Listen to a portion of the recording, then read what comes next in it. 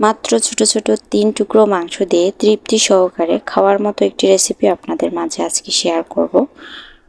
প্রথমে চুলায় প্যান বসিয়ে দিয়ে দিচ্ছি রান্নার রেগুলার তেল।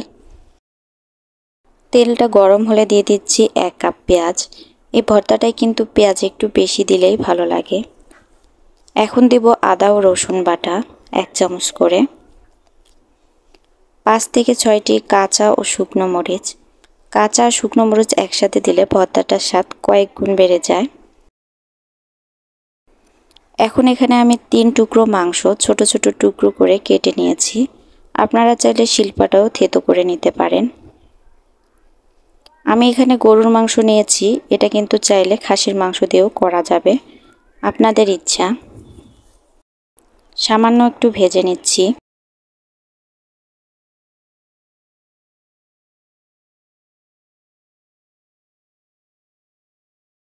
এ পর্যায়ে দিয়ে দিচ্ছি 1 চামচ হলুদ গুঁড়া, স্বাদ মতো লবণ, একটু কালারটা সুন্দর করার জন্য সামান্য পরিমাণে মরিচ গুঁড়া। যেহেতু আস্ত মরিচ আমি দিয়েছি তাই সামান্য পরিমাণে মরিচ গুঁড়া দিলাম, আর 1 চামচ গরম মশলা। এই সব উপকরণ এখন একসাথে মিক্স করে কষিয়ে নিচ্ছি।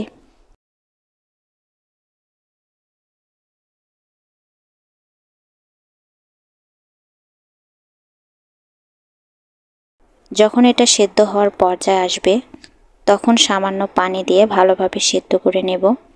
পানিটা শুকাতে 5 মিনিটের মতো সময় লাগবে।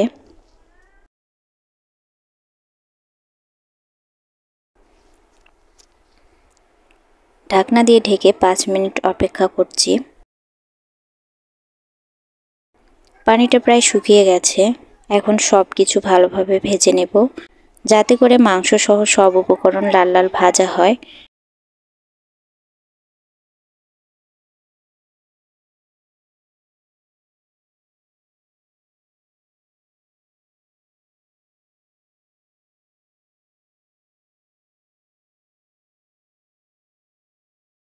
ঠিক এরকম পর্যায়ে চলে আসলে চুলা থেকে নামিয়ে ভর্তা করে নিতে হবে।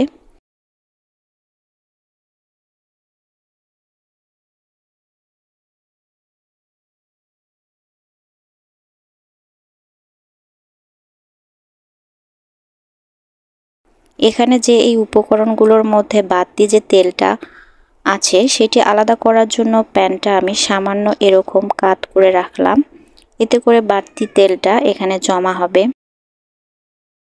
আর এই তেলটা কিন্তু যে কোনো ভাজিতে ব্যবহার করা যাবে। এই ভর্তাটা এখন আমি শিলপাটায় বেটে নেব। যে কোনো ভর্তা আমার কাছে ব্লেন্ডারের চাইতে শিলপাটায় বা বাটনায় বাটা ভর্তাটাই খেতে ভালো লাগে। আপনারা চাইলে ব্লেন্ডারে ব্লেন্ড করে নিতে পারেন, আবার বাটনাও বাটতে পারেন, যেটা সহজ মনে হয় আপনাদের কাছে। এই ভর্তাটা কিন্তু বানালে গরম গরম 1 প্লেট ভাত 1 নিমেষেই শেষ হয়ে যাবে। আমার কাছে তো খেতে অসাধারণ লেগেছে। আশা করছি বাসায় একবার হলেও ট্রাই করবেন, খেতে কিন্তু অসাধারণ হয়। আমি হোটেলের মতো এরকম ছোট ছোট গোল গোল করে নিচ্ছি। দেখতেই পাচ্ছেন মাত্র 3 টুকরো মাংস দিয়ে কতগুলো ভর্তা হয়েছে।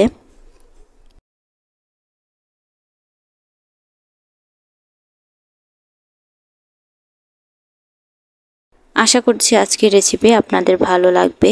রেসিপিটি ভালো লাগলে লাইক, কমেন্ট, শেয়ার করবেন এবং আমার চ্যানেলটি সাবস্ক্রাইব করে আমার পাশেই থাকবেন। এতক্ষণ আমার ভিডিও দেখার জন্য অসংখ্য ধন্যবাদ।